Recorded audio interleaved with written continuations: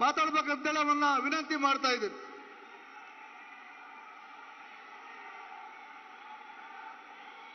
भारत माता की, भारत माता की, भारत माता की, बजरंग बली की, बजरंग बली की, आंजनेय स्वामी की, आंजनेय स्वामी की। बल्लारिया ನನ್ನ ಸಹೋದರ ಸಹೋದರಿಯರಿಗೆ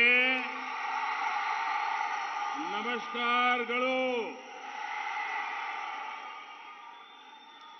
मां दुर्गा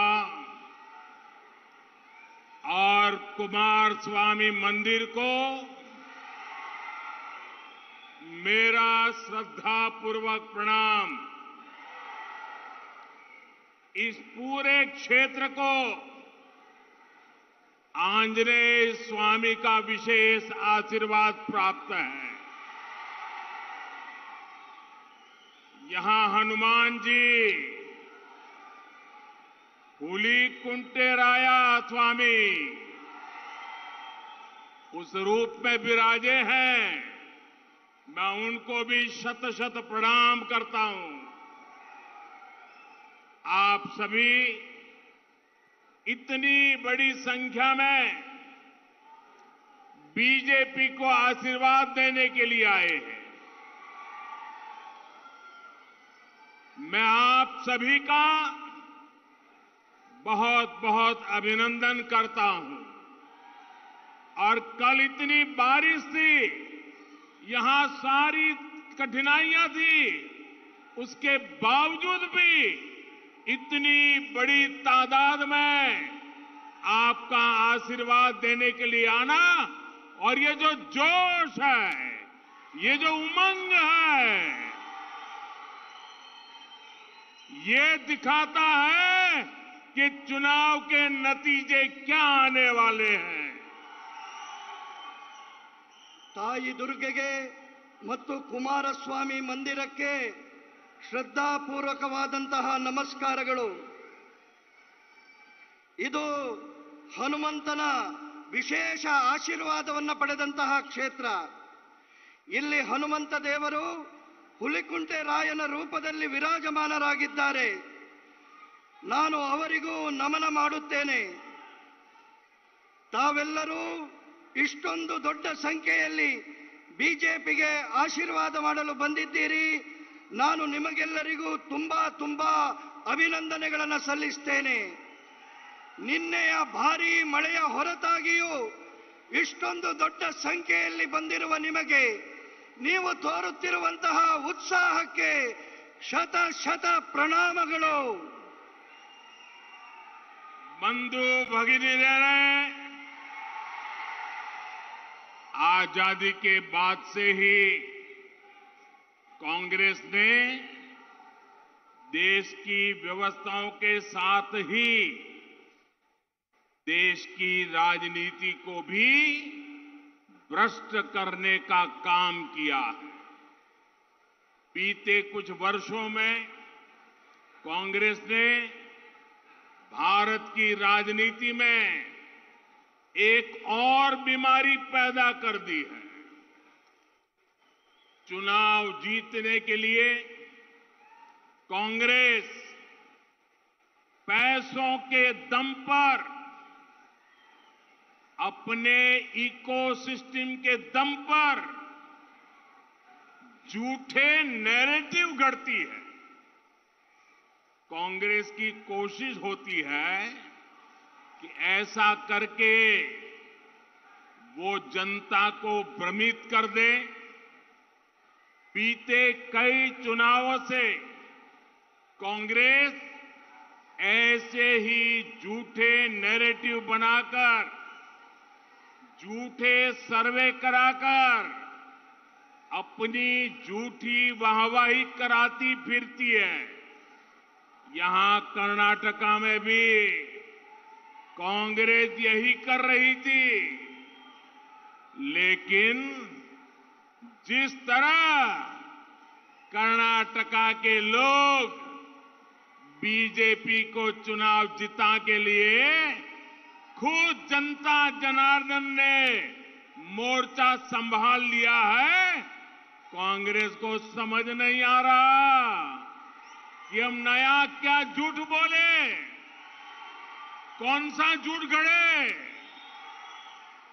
बंधु भगिनियರೇ, ಸ್ವಾತಂತ್ರ್ಯದ ನಂತರದಿಂದಲೇ ಕಾಂಗ್ರೆಸ್ ದೇಶದ ವ್ಯವಸ್ಥೆಯನ್ನು, ದೇಶದ ರಾಜನೀತಿಯನ್ನ ಭ್ರಷ್ಟ ಮಾಡುವ ಕೆಲಸ ಮಾಡುತ್ತಿದೆ.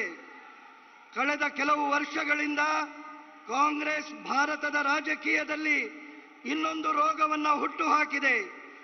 ಚುನಾವಣೆಯಲ್ಲಿ ಗೆಲ್ಲಲು ಕಾಂಗ್ರೆಸ್ ಹಣಬಲದ ಜೊತೆಗೆ ತನ್ನ ಸುಳ್ಳು ಹರಡುವ ಜಾಲದ ಮೂಲಕ ಸುಳ್ಳು ಸುದ್ದಿಗಳನ್ನು ಹುಟ್ಟುಹಾಕುತ್ತಿದೆ. ಕಾಂಗ್ರೆಸ್ಸಿನ ಪ್ರಯತ್ನ ಈ ರೀತಿಯ ಮೂಲಕ ಜನರನ್ನ ತಪ್ಪು ದಾರಿಗೆಳೆಯುವುದಾಗಿದೆ. ಕಳೆದ ಹಲವು ಚುನಾವಣೆಗಳಲ್ಲಿ ಕಾಂಗ್ರೆಸ್ ಹಲವು ಸುಳ್ಳು ಸುದ್ದಿಗಳನ್ನು ಮಾಡಿ ಸುಳ್ಳು ಚುನಾವಣಾ ಸರ್ವೆಗಳ ಮೂಲಕ ತನ್ನ ಸುಳ್ಳು ಪ್ರಶಂಸೆ ಮಾಡುತ್ತಾ ತಿರುಗಾಡುತ್ತಿದೆ. ಇಲ್ಲಿಯ ಕರ್ನಾಟಕದಲ್ಲಿಯೂ ಕಾಂಗ್ರೆಸ್ ಇದನ್ನೇ ಮಾಡುತ್ತಾ ಬಂದಿದೆ. ಆದರೆ ಈ ಬಾರಿಯ ಚುನಾವಣೆಯಲ್ಲಿ ಜನತೆ ಬಿಜೆಪಿಯನ್ನ ಗೆಲ್ಲಿಸಲು ಸ್ವತಃ ನೇತೃತ್ವವನ್ನು ತೆಗೆದುಕೊಂಡಿದ್ದು ನೋಡಿದಾಗ ಕಾಂಗ್ರೆಸ್ಸಿಗೆ ಭಯ ಹುಟ್ಟಿದೆ. ಯಾವ ಹೊಸ ಸುಳ್ಳು ಸುದ್ದಿಯನ್ನ ಹರಡಿಸುವುದು ಎಂದು ಗೊತ್ತಾಗದೆ ದಿಗ್ಭ್ರಮೆಯಲ್ಲಿದೆ. सहोदर सहोदरियरे, अब तक आप कर्नाटका के सभी दलों का घोषणा पत्र, मैनिफेस्टो देख चुके हैं, उसकी विवेचना भी कर चुके हैं. बीजेपी का मैनिफेस्टो उसके लिए वचन पत्र है, संकल्प पत्र है, जिसमें कर्नाटका को देश का नंबर 1 राज्य बनाने का रोड मैप है. आप बताओ मेरे भाइयों बहनों, कर्नाटका को नंबर 1 बनाना है? कर्नाटका को नंबर 1 बनाना है. और दूसरी तरफ कांग्रेस के घोषणा पत्र में क्या है? कांग्रेस के घोषणा पत्र में ढेर सारे झूठे वायदे. कांग्रेस का घोषणा पत्र मतलब तालाबंदी और तुष्टीकरण का बंडल है.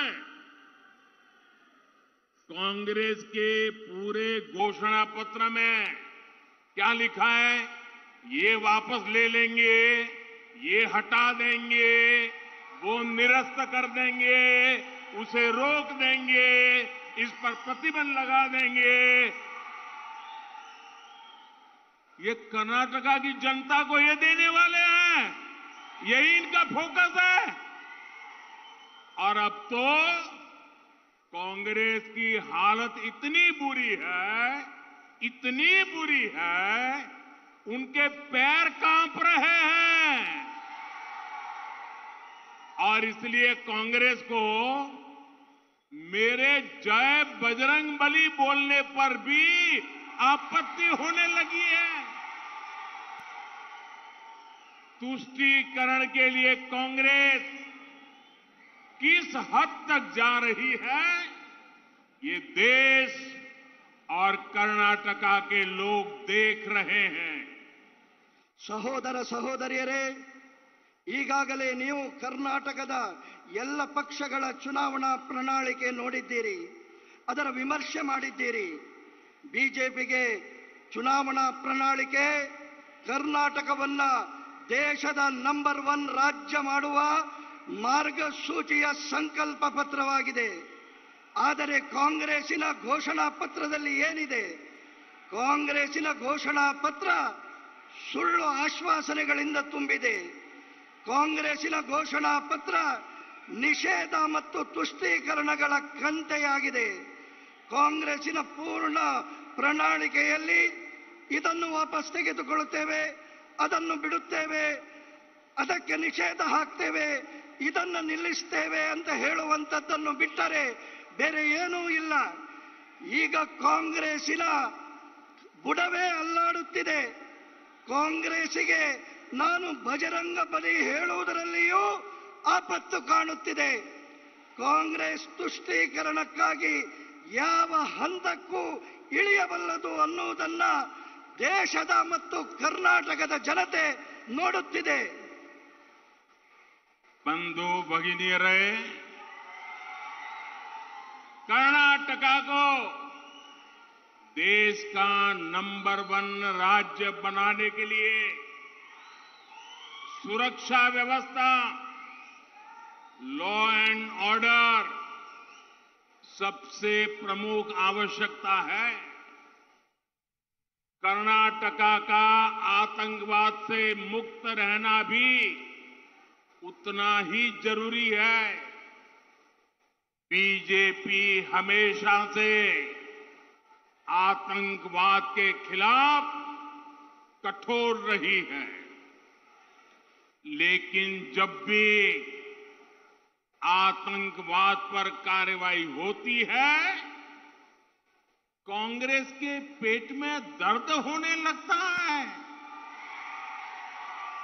बंधु भगिनियरे, ಕರ್ನಾಟಕವನ್ನ ದೇಶದ ನಂಬರ್ 1 ರಾಜ್ಯ ಮಾಡಬೇಕಾದರೆ ಸುರಕ್ಷೆಯ ವ್ಯವಸ್ಥೆ, ಕಾನೂನಿನ ವ್ಯವಸ್ಥೆಗೆ ಪ್ರಥಮ ಆದ್ಯತೆಯನ್ನು ನೀಡಬೇಕಾಗಿದೆ.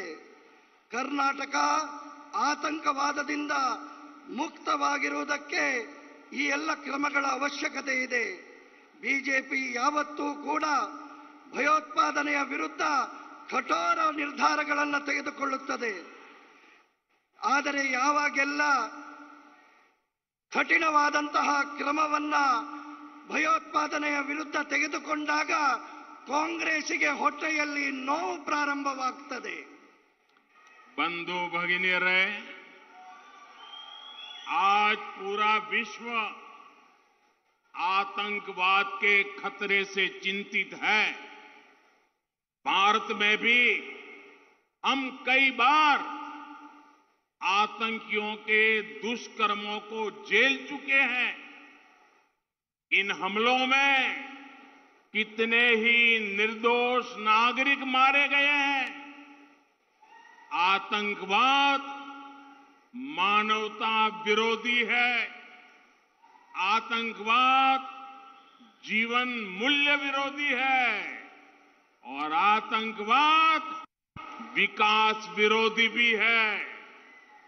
मैं ये देखकर हैरान हूं कि अपनी वोट बैंक की खातिर कांग्रेस ने आतंकवाद के सामने घुटने टेक दिए हैं.